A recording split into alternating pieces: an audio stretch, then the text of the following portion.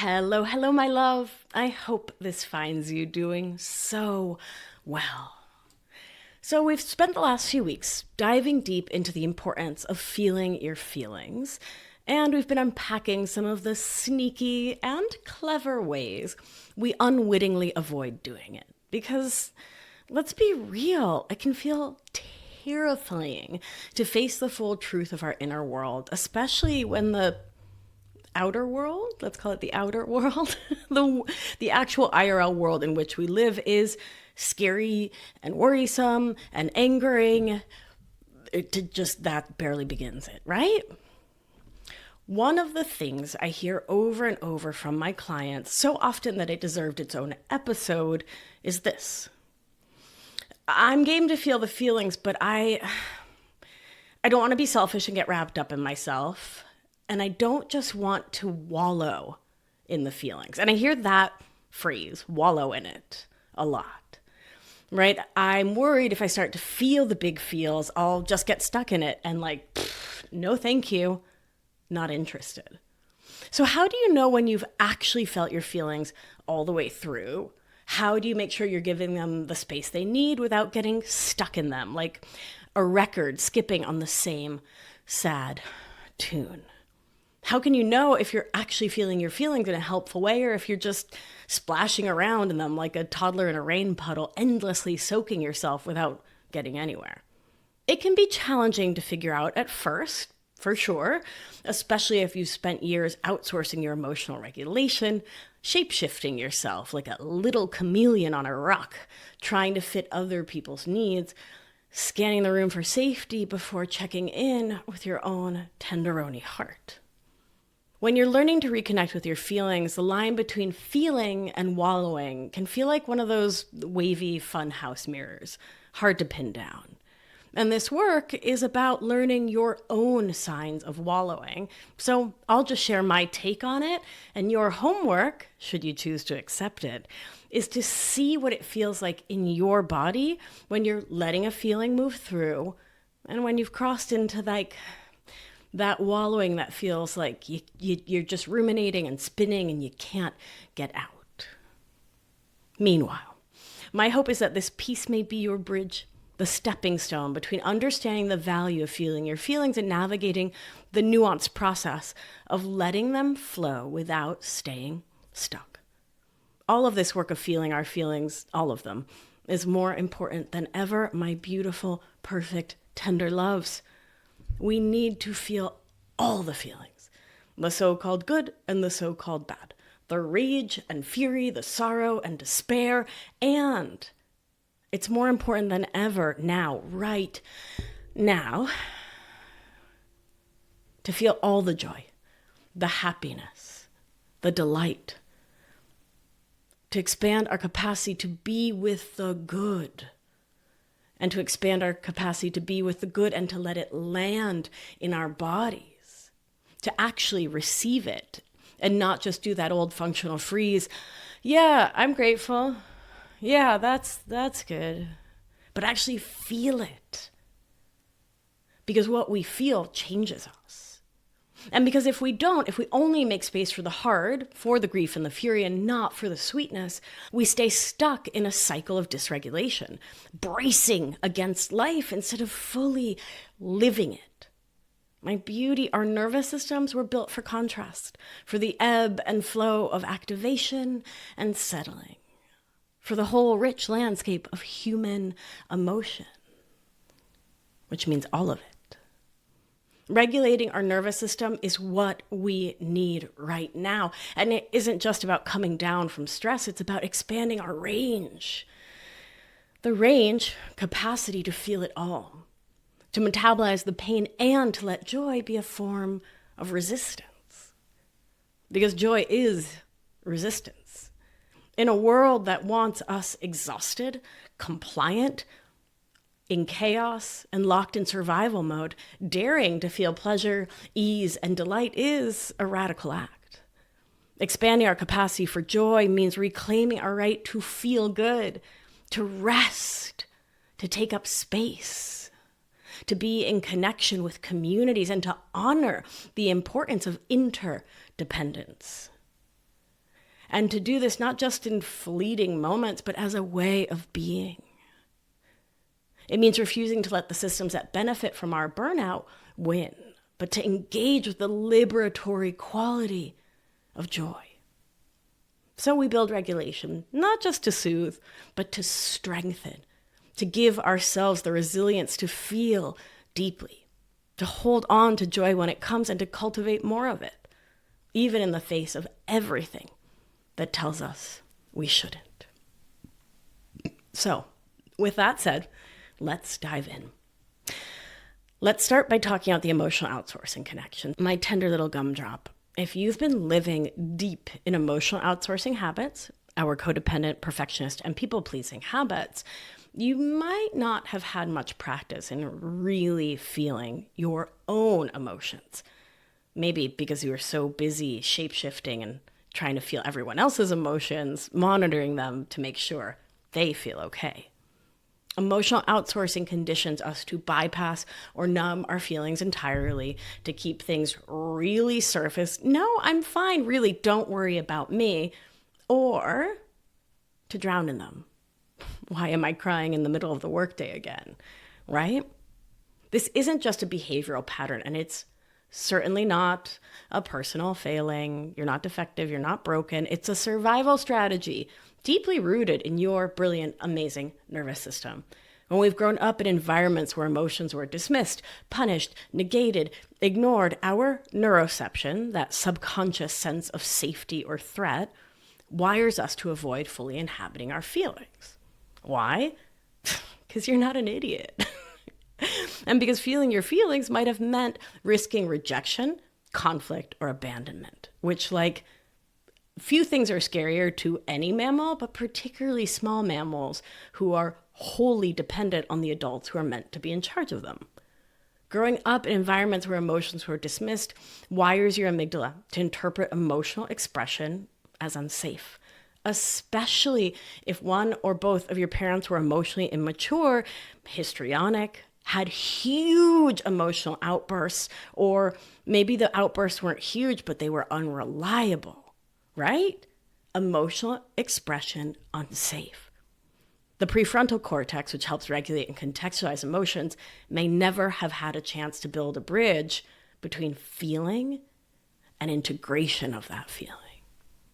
Especially for humans socialized as women, our societal conditioning reinforces emotional outsourcing by teaching us to prioritize harmony over authenticity. We learn to make ourselves small in every possible way, to dismiss our true wants, our needs, and we come to fear emotional expression because it might upset someone else.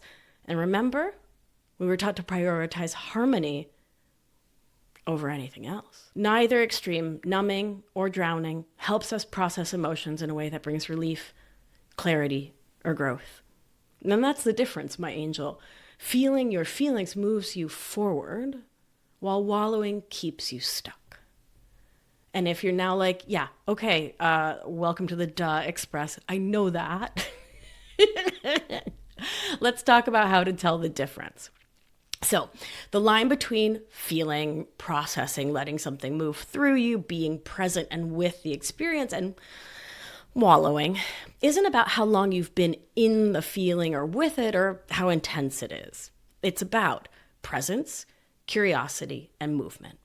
Here's how to begin to spot where you are. So 1, are you in your body or are you in your head?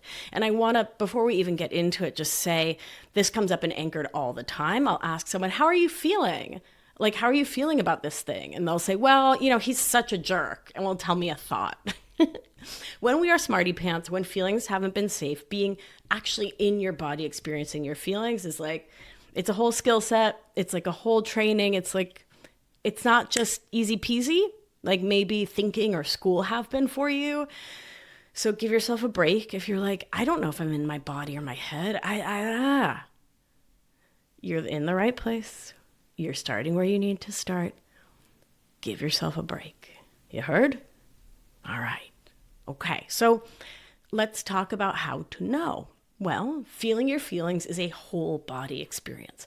You're tuned into your physical sensations. So a flutter in your chest, a tightness in your throat, the ache behind your eyes. You're letting your nervous system guide the process, allowing the emotion to flow like a wave, which we've talked about, rising, peaking, receding. Let's say someone at work dismisses your idea in a meeting. Feeling your feelings might look like noticing the heat rising in your face, staying with it, naming the anger, noticing the sensations in your body, and taking a few deep breaths to stay present while the wave passes. Wallowing, by contrast, often feels disconnected from your body because it's a head process and you're stuck in your head, replaying the scenario over and over. How could they say that? Why didn't I stand up for myself? Your body might feel heavy, numb, or tense because the emotion and the stress activation cycle has nowhere to go. And if you're like, wait, the stress activation what? Go way back in the archive, listen to episode 17. It's all about it. So when you're in your head, your prefrontal cortex, the rational problem-solving part of your brain, often goes, and this is a general, like this is a colloquialism, it goes offline. Obviously, it doesn't go offline. Like all the bits of your brain are doing their thing, right? But effectively, it's leaving the amygdala to loop on the threat. And your body stays in a stress response, unable to complete the cycle, right? Because that is a skill you haven't learned yet. So notice there's nothing wrong with you. You've done nothing wrong. It's just a skill you don't have yet. 2, is the emotion moving through you or sitting still? So emotions are meant to move. They're energy in motion, emotion created by your limbic system to help you navigate life's challenges and experience life, right? When you're genuinely processing a feeling, there's a sense of flow. You might cry, tremble, laugh, want to push on the wall, or you might feel the tension melt as the emotion shifts and releases. So after a hard breakup, feeling your feelings, or like opening the newspaper pretty much any day, feeling your feelings might look like letting yourself sob uncontrollably for 10 minutes, then noticing the shift in your body as the sadness ebbs and a sense of relief returns. And I love to invite us to look at children, especially little kids, like 2, 3, they'll just sob. They'll just crawl in your lap, cry it out, and then sort of like shake it off like a dog or a gazelle outrunning a lion. And then they'll just get up and be like, okay, I'm good now. It's amazing. And we can do that too. We just kind of like forget. I mean, if you've heard me say we're taller toddlers once, you've heard me say it a million times, but we are toddlers. We're just a little bigger and we pay taxes. So if you're moving through an emotion and an emotion's moving through you, like a toddler running up to you, telling you they've hurt their finger and sobbing, then that's moving through. Whereas wallowing, on the other hand, feels stagnant. You might cry every night for weeks, but feel no lighter because the emotion isn't moving. It's stuck in a loop of unprocessed pain. Neuroscientifically, this often stems from the amygdala continuing to fire without the soothing presence of your prefrontal cortex to bring perspective. This can also happen when we don't have co-regulating forces in our life. And this is perfectly normal when we're living in an oppressive state or in a genocide or in a war or under constant attack. Right? Like there are situations where you might cry every night for weeks. The thing to sort of keep awareness of is whether the sensation within your body changes after the sobbing. Yeah? Important. And to be very clear, you're not like wallowing if you're sobbing every night because you live in a war zone and it's not moving, right? So this isn't a black and white thing, my angels. Like everything I talk about, there's a whole ebb and flow of gray, right? Right. So next, 3, are you curious about the emotion? Emotions involve complex interactions between multiple brain regions, the autonomic nervous system, and various physiological responses. When you're feeling your feelings, there's a willingness to engage with them, to get curious about them. This curiosity activates your prefrontal cortex, which helps regulate your emotional response and integrate the feeling into your larger sense of self. When you're moving through it and being your own watcher, which we talked about way back in the day in episode 2, you're able to name the emotion. This is sadness, anger, grief, and you separate yourself from it, meaning you realize that you are a consciousness having a feeling, experiencing a feeling, and you are the consciousness watching your consciousness have that feeling. And so it's not as all-consuming. And you can notice where it lives in your body, and you can ask what it's here to tell you. You can be in curious conversation with it. For example, if you're anxious about a difficult conversation, curiosity might look like asking, what's the worst case scenario I'm imagining? What's this anxiety protecting me from? When effectively processing emotions, there's often a sense of change or progression. This may involve shifts in physical sensations, thoughts, or overall emotional intensity. For example, after a significant loss, healthy emotional processing might involve periods of intense sadness, followed by moments of acceptance or even brief positive emotions. This variability reflects the dynamic nature of emotional processing. In contrast, when we're stuck in an emotion, it typically involves a persistent, unchanging emotional state. It skips curiosity. You loop in judgment. Why am I like this? Or self-blame. It's all my fault. Or catastrophic thinking. This always happens to me, which keeps the feeling stuck. This may be due to rumination, where the same thoughts and feelings are repeatedly expressed without resolution or new insights. Neuroimaging studies suggest that rumination is associated with prolonged activation of brain regions involved in emotional processing, such as the amygdala, without corresponding activation of regulatory regions, like our old pal, the prefrontal cortex. And of course, if you are a human living in depression, chronic depression, PTSD, CPTSD, baby, you're not wallowing, right? Right. Just when I originally was thinking of this and writing this, I felt like I didn't need to say it because it felt like, obviously, I'm not talking about someone in the depths of a depression, but it really does need said, right? Because we can be so mean to ourselves and like, why am I wallowing? Well, you're in depression, right? And so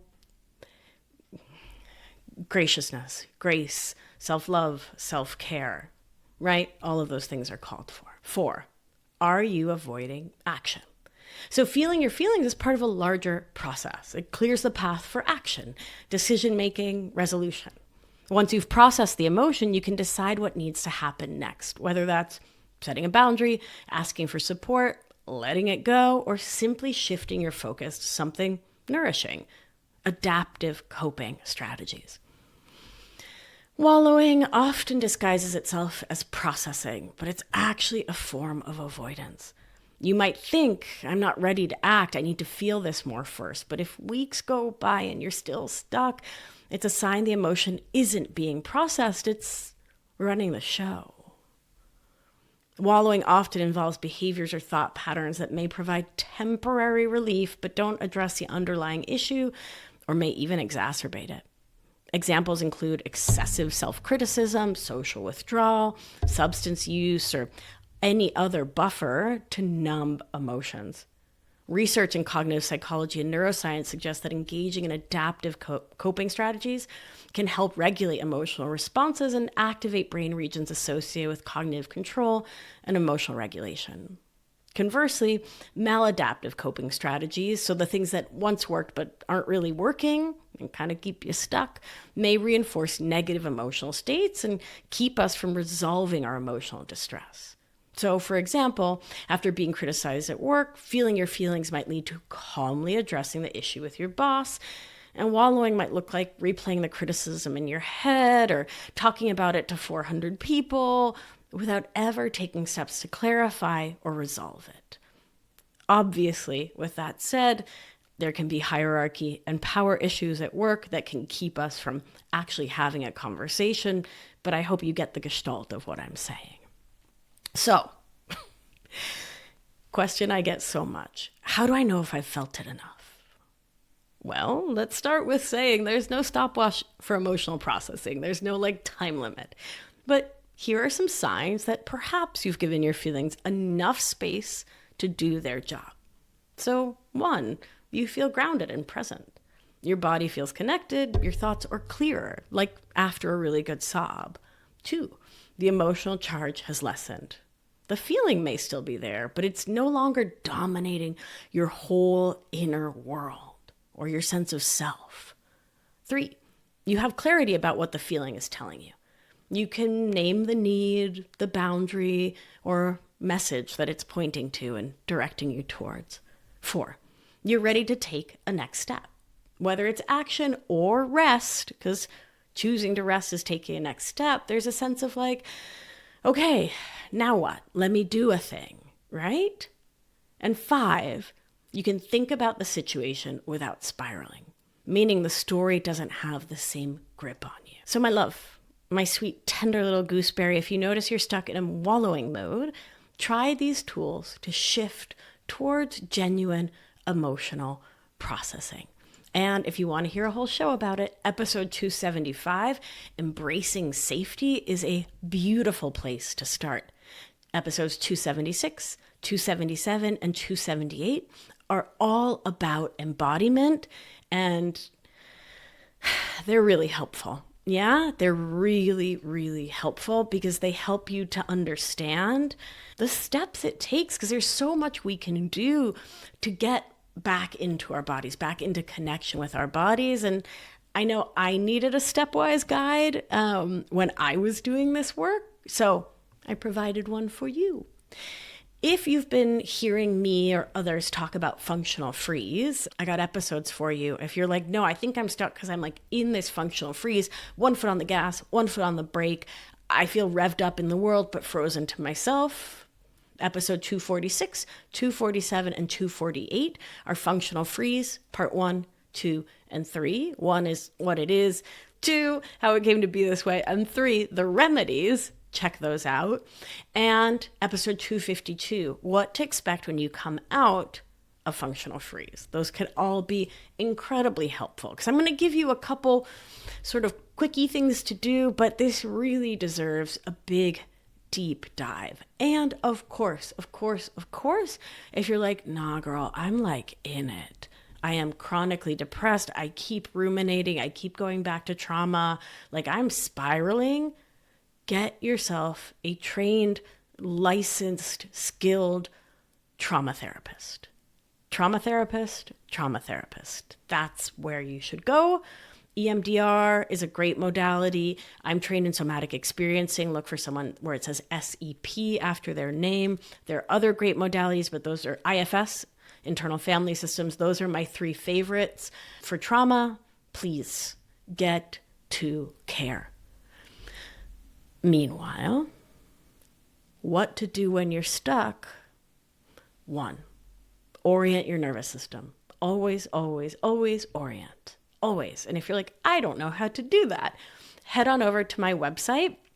Go to Beatriz, BEATRIZ, albina.com/315. This is episode 315. And there'll be a place you can put your name and your email in, and you can get a whole suite of meditations, orienting exercises, etc. for free from me, because I love you. Thanks for listening to the show. 2, ground yourself in your body. Place your hand on your chest or your belly if that feels safe, and take a few slow, deep breaths with a long, slow out. And it is the long, slow out that calms the autonomic nervous system and just calms you down in general. Yeah, so it's not the deep breath in, it's the long, slow out. If it feels safe to be in your body, see where you can land in your body. See if there's a place in your body that feels safe to be present in. And it can be the back of your hand or your elbows, or maybe your belly, but really feel into it and see what's available. Yeah, but show your body, I'm here, I'm present, let's work together. 3, move your body to move the energy. Shake, stretch, go for a walk, whatever helps you to feel the emotion moving through. If it's something like a lot of anger, you might want to push on the wall, push on the desk, push. That can really help with anger. 4, journal the emotions story. Write out what you're feeling, what the emotion is trying to tell you, and what you need. And if you're like, I don't know how to do that, that's okay. Don't worry about it. It's one of the many skills that we can do. It's one of the things we practice in Anchored. I coach all my clients in telling their emotions story, and it's a skill like any other. I don't know how to fly a plane. Maybe you don't know how to journal your emotions story. Okay, we can both learn, except I don't want to learn to fly a plane. So, caveat there. 5, remind yourself of the bigger picture. Ask, what is the next kitten step-sized step I can take towards resolution or care? If you're new around here, baby steps are way too big. That is rude to ask yourself to take a baby step. We want to take little, teeny, tiny kitten paw, newborn kitten paw size steps. Be gentle, be kind, small steps. 6, reach out for support. So a co-regulation moment with a safe friend, a partner, a therapist, a pet, Mother Nature herself, Pachamama, all of those connections can help your nervous system to find its ground, find its balance, to land. And the more your nervous system is landed and connected and present, the more you can be intentional and can give yourself the space to sob it out, to let the anger out, to experience all the joy. But we only do that oriented. You heard? All right. So, in closing, feeling your feelings is an act of self-respect. It is a liberatory act. It is a revolutionary act. It is an act of resistance, my angel. For those of us with emotional outsourcing habits, it is a radical reclamation, a way to break free from the patterns that keep us disconnected from our own inner wisdom. Let yourself feel, and then let yourself move forward. It's the foundation of your relationship with yourself, and allowing yourself to feel grounded and safe with you and all of your feels, not eschewing any of them, not pushing any of them away, but saying all feelings are allowed here. They're loved here. They're respected here and honored here. It is absolutely life-changing. And once you can differentiate between processing and wallowing, you'll notice how much more spaciousness and clarity arise when you allow your emotions to move through you instead of drowning in them. And hopefully you can stop being such a meanie pants to you when the feelings come back over and over, reminding yourself that that's what they're supposed to do. So we can feel another aspect of them, be present with another energetic within that feeling, because science. And don't you dare be mean to you if you're like, yeah, I have been wallowing. Okay, whatever, right? You don't have to make it mean anything bad about you. You get to choose what you want to make it mean. And for me, it just means that was the only skill I had. Now I'm doing something different. And I'll invite you to borrow that thought because it's a wicked helpful one. So here's the thing. Just as important as letting yourself feel your feelings is learning how to hold space for others to feel theirs. We're holding space as being non-judgmental, honoring, respecting, allowing.